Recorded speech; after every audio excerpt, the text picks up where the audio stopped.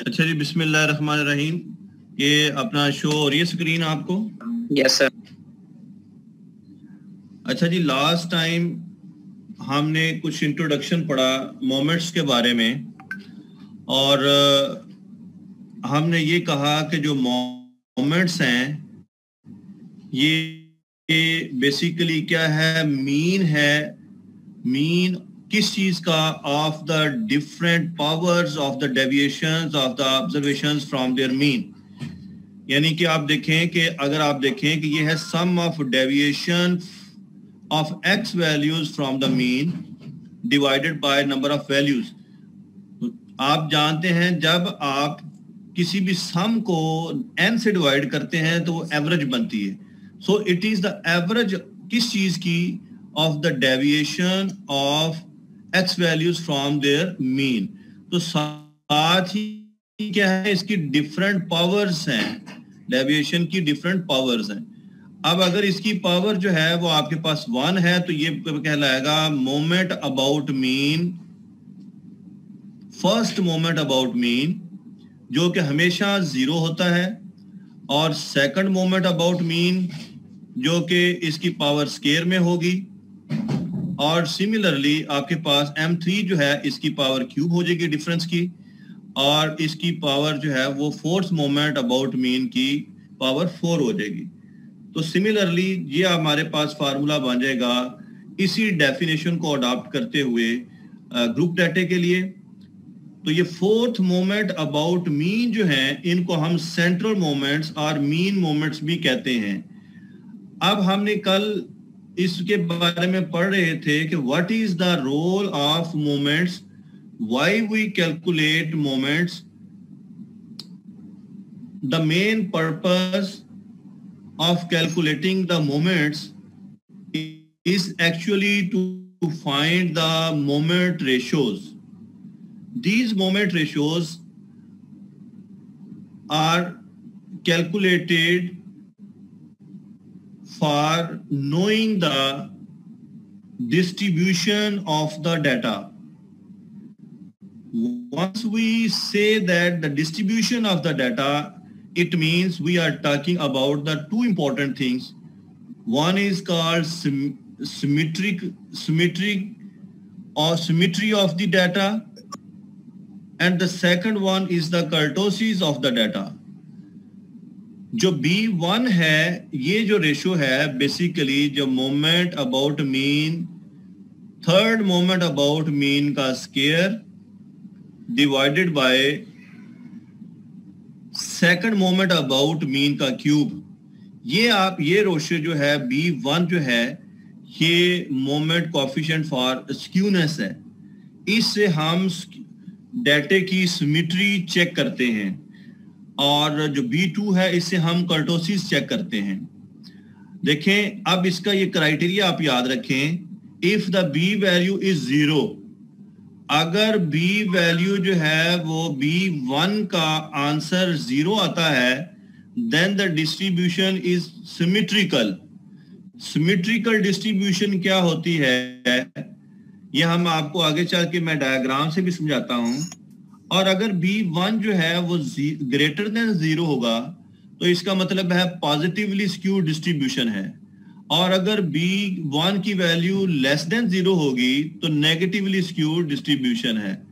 सो B1 जो है ये आपको बताएगा about the distribution skewness of the data.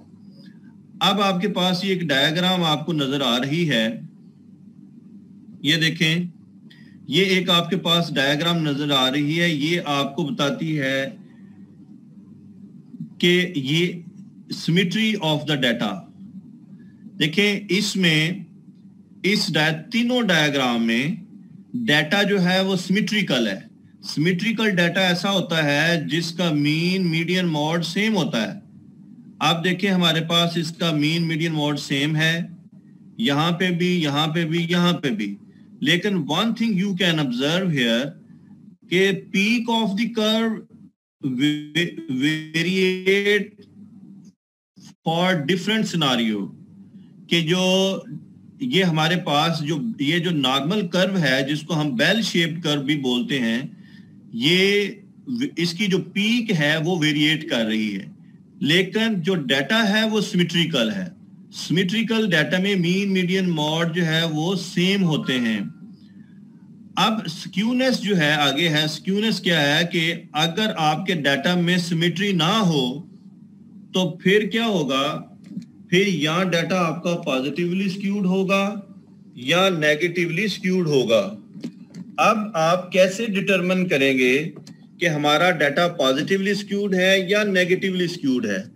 हमने आपको ऊपर क्राइटेरिया बताया कि अगर B1 की वैल्यू 0 आती है तो it means your data distribution is symmetrical, और अगर B1 की वैल्यू ग्रेटर देन 0 आती है तो डिस्ट्रीब्यूशन जो है जो आपका डाटा है वो पॉजिटिवली स्क्यूड है। ये आपके पास जो डायग्राम आपको शो हो रही है ये पॉजिटिवली स्क्यूड को आपको शो कर रही है। पॉजिटिवली स्क्यूड में हमारे पास ये मॉड होता है, फिर ये आगे मीडियन, फिर आगे ये मीन, और ये जो मीन है वो ग्रेटर होता है देन मीडियन और मीडियन ग्रेटर होता है then mod. But in case of negatively skewed ये इनवर्स हो जाता है आपके पास कि जो मीन है वो लेस देन मीडियन होता है और मीडियन जो है वो लेस देन मॉड होता है। तो इस डिस्ट्रीब्यूशन को चेक करने के लिए हमारे पास डिफरेंट वेज हैं। पहला वेज तो ये है कि आप इसकी डायग्राम बना लें। ये जो हमारे पास अगर आप देखें कि हिस्टोग्राम है, हिस्टोग्राम हम बनाते हैं वो बेसिकली डाटा की डिस्ट्रीब्यूशन को चेक करने के लिए। तो पहला वे ये है कि उसका ये नॉर्मल कर्व यानी हिस्टोग्राम बना लें। दूसरा वे ये है कि इसका जो B1 है वो कैलकुलेट कर लें थ्रू द मोमेंट्स। तो अगर जो है वो आपके पास रिजल्ट जो है वो पॉजिटिव आते हैं तो पॉजिटिवली स्क्यूड, नेगेटिव आता है तो नेगेटिवली स्क्यूड, 0 आता है तो सिमेट्रिकल डिस्ट्रीब्यूशन। तो ये हो गया आपके पास सिमेट्री के बारे में। अब जो है वो एक ये चीज है आपके पास जिसको हम कर्टोसिस कहते हैं, वो भी थोड़ा सा समझ लें इन्हीं डायग्राम से कि हमारे पास ये देखें ये कर्टोसिस क्या होता है, पीकनेस ऑफ द कर्व, ये हमें B2 बताता है। जो B2 है, अगर B2 की वैल्यू जो है वो इक्वल टू 3 हो तो फिर हमारे पास जो कर्व होगा उसको हम बोलते हैं मीजोकर्टिक, ये वाला। और ये बेसिकली इसको हम बोलते हैं नॉर्मल डिस्ट्रीब्यूशन, कि जब आपकी पीक भी नॉर्मल हो और डाटा भी सिमेट्रिकल हो तो उसको हम बोलते हैं नॉर्मल डाटा। और सम टाइम अगर जो आपके पास जो B2 की वैल्यू है वो आ जाती है ग्रेटर देन 30 तो फिर आपके डाटे की जो डिस्ट्रीब्यूशन है वो बेशक है तो सिमेट्रिकल, देखें है सिमेट्रिकल, लेकिन जो उसकी पीक है वो हाई पीक है और इसको बोलते हैं हम लेप्टोकर्टिक। लेप्टोकर्टिक में पीक सबसे ज्यादा होगी, मीजोकर्टिक में नॉर्मल पीक होगी और प्लेटिकर्टिक में कम जो है यानी कि जो ज्यादा फ्लैटनेस इसमें अपना पाई जाएगी, लिहाजा इसको हम बोलते हैं प्लेटिकर्टिक।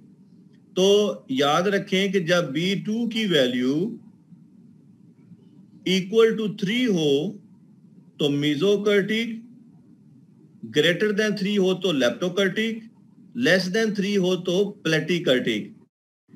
ये हमसे पूछा जा सकता है पेपर में, define and explain the kurtosis. तो आप ये कहेंगे the term kurtosis is used for peakness of the frequency curve. A curve which is tall and lean at the top is called leptokurtic. A curve which is flat like a plate at the top is called platykurtic. A curve with a moderate peak is called normal or mesokurtic. For a normal curve, the value of B2 will be equal to 3. When this would be value of B2 will be greater than 3. The curve is called leptokurtic, and when this is less than 3, this is called platykurtic. तो ये आपने याद रखना है कि जो B1 है ये आपकी स्क्यूनेस के हवाले में आपको बताता है, और B2 जो है वो कर्टोसिस के बारे में बताता है. हमारे पास एक तरीका हमने जो है वो सीख लिया. अब इसके अलावा ये काइंडली वो रिकॉर्डिंग पे लगा लें. अच्छा, इसके अलावा जो है वो और भी डिफरेंट फार्मूलाज हैं जो कि हमारी हेल्प करते हैं डाटा की डिस्ट्रीब्यूशन चेक करने के लिए. याद रखें कि ये भी एक फार्मूला है कि जो हमारे पास mean minus mode is equal to 3 mean minus median. इसकी वजह से भी हम जो है वो डिस्ट्रीब्यूशन जो है वो चेक कर सकते हैं. ये एक एम्पिरिकल रिलेशनशिप है. जब मीन मीडियन मॉड बराबर होंगे तो सिमेट्रिकल है, अदरवाइज स्क्यूड है. इसके अलावा दो इम्पोर्टेंट फार्मूलाज हैं जो हमारी हेल्प करते हैं मेजर ऑफ स्क्यूनेस के लिए. पहला फार्मूला है जिसको हम कहते हैं कॉर्ल-पियर्सन फार्मूला, जो कि बेस करता है mean minus mod divided by standard aviation. यानी आप डाटा का मीन निकालते हो, मॉड निकालते हो और स्टैंडर्ड एविएशन निकालते हो. ये तीनों चीजें निकाल के then you would be able to calculate coefficient of skewness. और this is the method known as Carl-Pearson method of coefficient of skewness.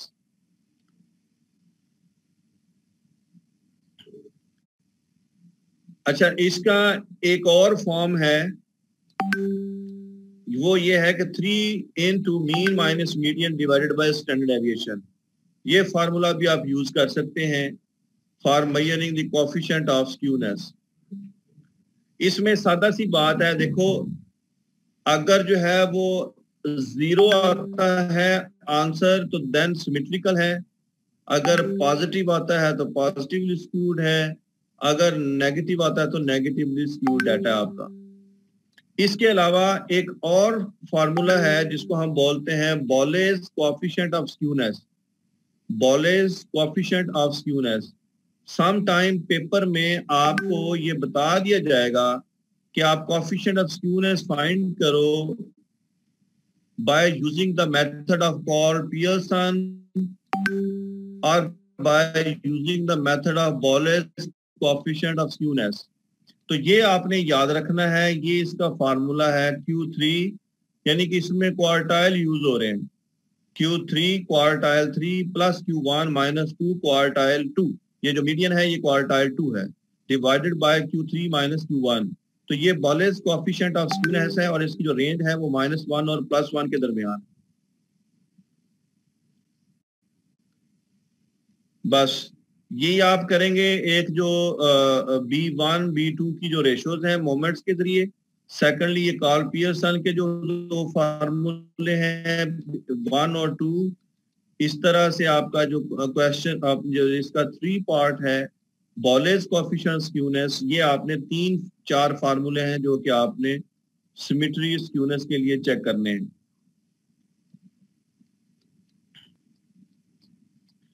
ये देखें एक एग्जांपल की हुई है. बोलेज कोएफिशिएंट ऑफ स्क्यूनेस कैलकुलेट किया गया है बाय यूजिंग दिस फार्मूला. तो आपको पहले ही पता है कि आप जो है वो डाटा के लिए किस तरीके से Q1 Q2 Q3 निकालते हैं. सेम उसी तरीके से आप ग्रुप डाटा के ये फार्मूले दिए हुए हैं Q1 Q2 Q3, इनको आप यूज करते हुए पहले कैलकुलेट करें और फिर बोलेज कोएफिशिएंट ऑफ स्क्यूनेस में कर दें. अगर 0 आता है तो सिमेट्रिकल डाटा है, अगर पॉजिटिव आता है तो पॉजिटिव सिमेट्री है, पॉजिटिवली स्क्यूड है, और अगर नेगेटिव आता है तो नेगेटिवली स्क्यूड है. Hence the distribution is symmetrical because the value is equal to 0. तो इस तरीके से आपको ये पेपर में बताया जा सकता है कि आप बॉलेस कोएफिशिएंट ऑफ स्क्यूनेस आप फाइंड करें।